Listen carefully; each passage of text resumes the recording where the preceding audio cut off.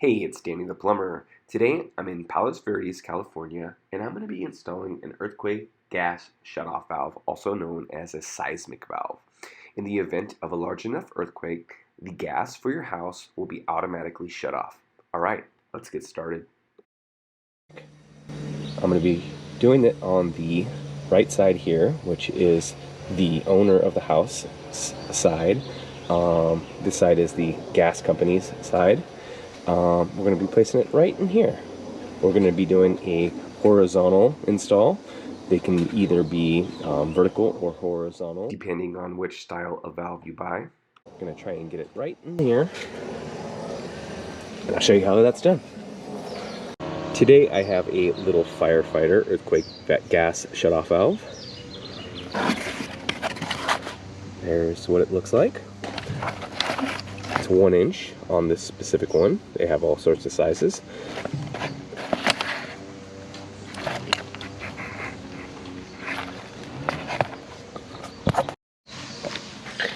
And the way this thing works is there's like a ball in here, and when this thing rattles, i.e. an earthquake, it closes that ball, shutting off the gas. You can reset it by just turning it 1/8 of a turn in that direction to restore the gas. There's a little indicator on the top, green and red. Red is closed. You can see right in there it's red. I'm not sure if you can see it.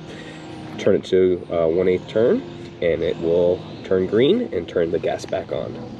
There's the shut off in there.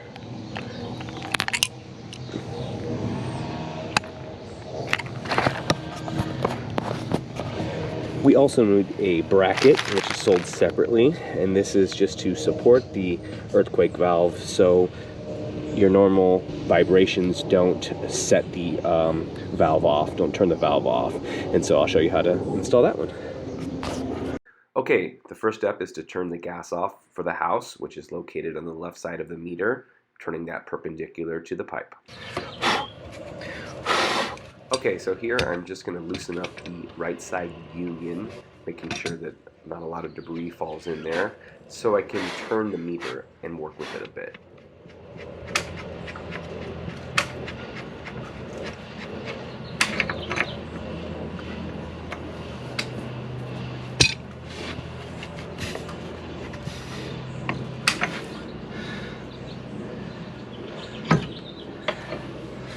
I can swing this now.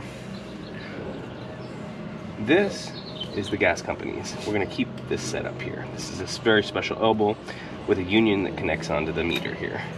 Keep all this. Get rid of this nipple. Put our little Firefighter here.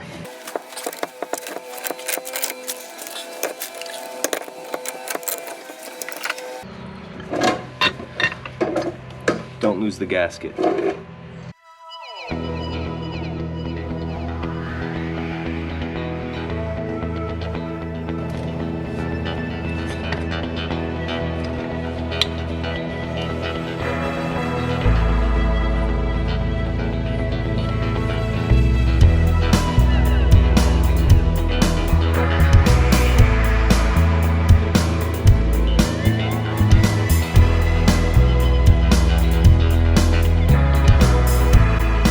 Seismic valve, they have an arrow here. It's important to get the arrow going the same direction as the gas flow. So it's coming from the meter and going into the house. And so let's get that arrow pointed in the correct direction. I'm also going to be installing 2 close nipples into the valve right now.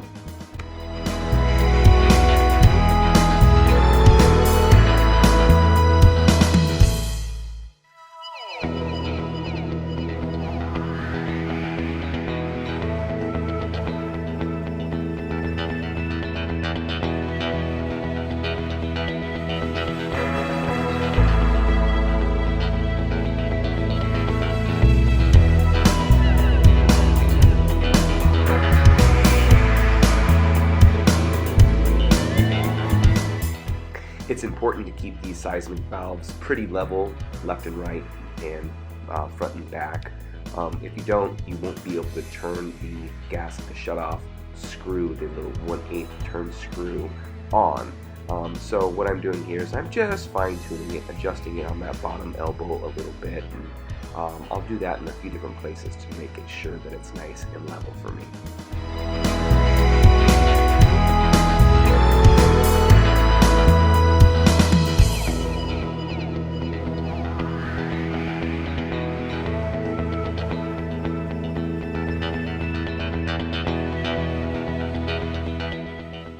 There was another union in back there that I'm working on. I loosened that one up as well just to get a little more play in the whole thing. So there, I'm just putting some Teflon paste back onto it and gonna get that thing back together. But I just wanted to be able to pull that thing back and forth a little more.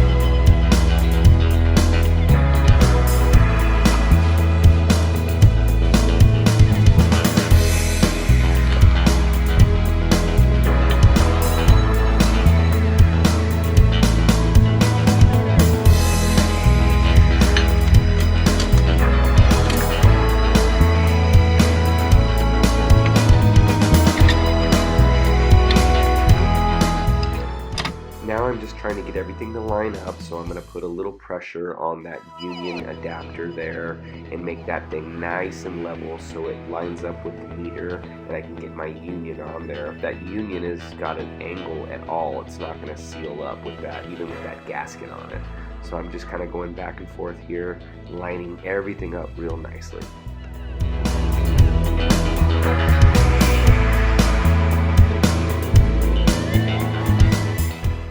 The gas company provides these funny shaped union adapters. They've got the like kind of S shape there, which is a really good thing because we can get the angle that we need. If you notice, I never took a measurement with those small nipples that are going into that valve. I just did something with my eye, but because of that, I can adjust the meter left and right and go back and forth and get that exact measurement I need to get everything reconnected.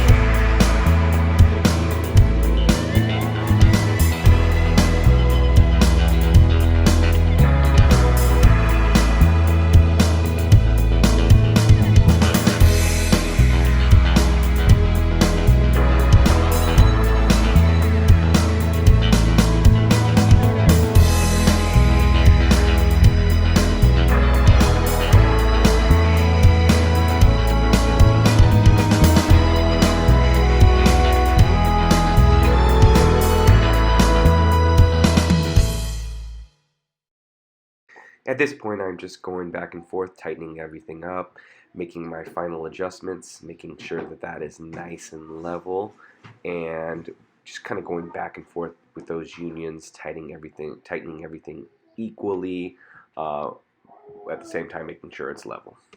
Once everything is tightened very nicely, we can turn our gas shutoff valve to the on position. If you can see down there, it's red. We're going to make sure it's green by turning it 1/8 turn in the direction specified on the meter itself with my little flat edge screwdriver here. and then let's see if I can get the camera right there. You can see it's green, indicating the gas is on. If there was an earthquake, like I just did right there, I hit it, it would turn red. So once again, we'll turn it 1/8 turn, making sure that that thing is green and the gas is flowing. Of course, we still have to turn it on at the meter.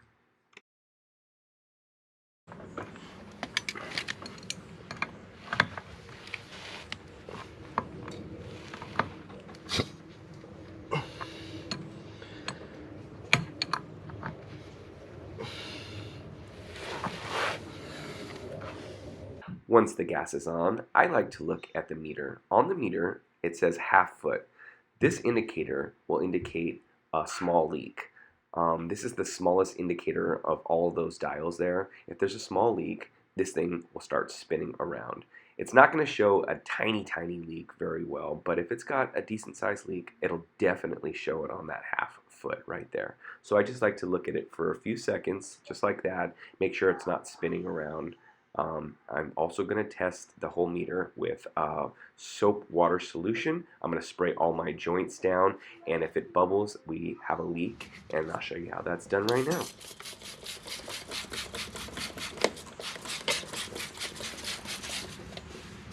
So I've got myself about a 75% water to a 25% soap, and I use just a Dawn soap or any dish soap. It works the best.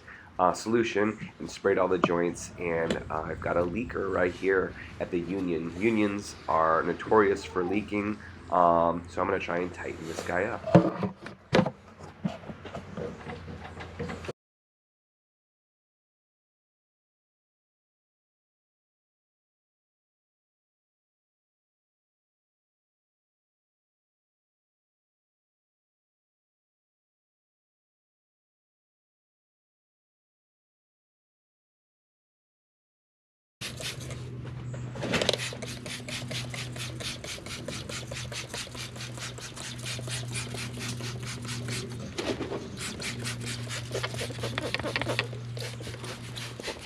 I like to spray my entire area down with my soap water solution, every joint, everywhere I was working, everywhere in that area, because I was yanking on that meter, pulling on the pipes back and forth. If there's a leak, I want to correct it now.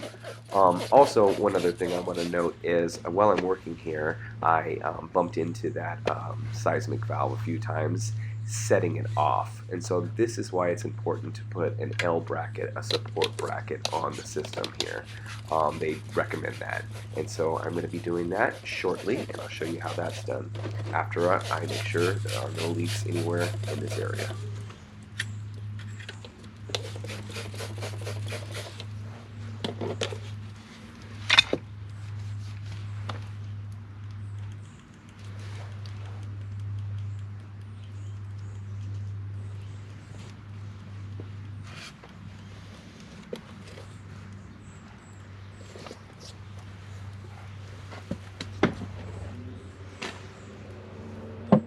Okay, so I'm going to be installing this GB-12 stabilizer bracket, which is essentially just an L bracket to help stabilize this whole system so we don't trip that little firefighter valve too often. Does it go this way? These brackets can be installed horizontally like this, or they can also be installed vertically like that if there was a place for it. I don't really have a place to install it vertically, so today I'm going to be installing it horizontally. Stabilizer bracket came with bolts and anchors, but I did a quick look underneath the house and I saw that my rim joist was right in this area, so I'm going to be drilling through the stucco and just putting those lag bolts right into that wood of the rim joist there.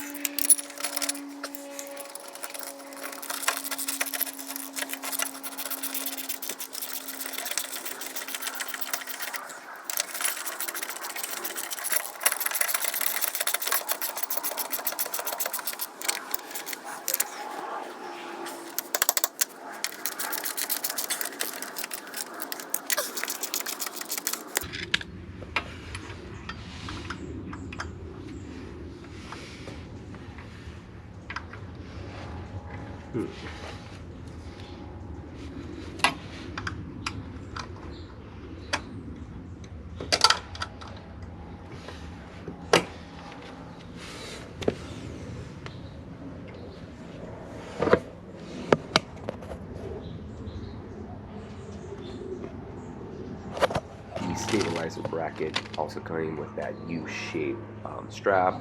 It comes with that flat washer and a couple of nuts. Try not to drop it like I did. And for both sides. So we're going to lock that stuff all together with their supplied stuff. It's real nice. Those stabilizer brackets come in different sizes also. So if you've got a big 2-inch gas pipe, obviously they will give you a bigger one.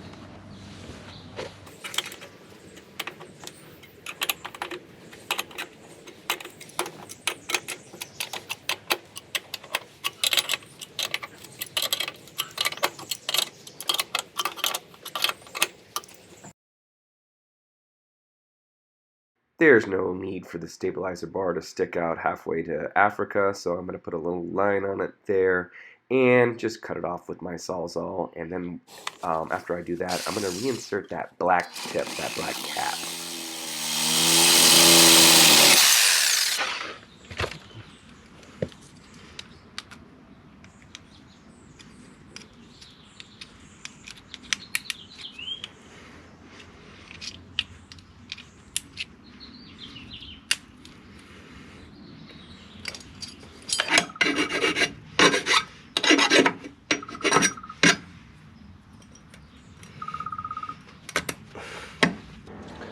Don't forget after cutting it to reset that, making sure it's green.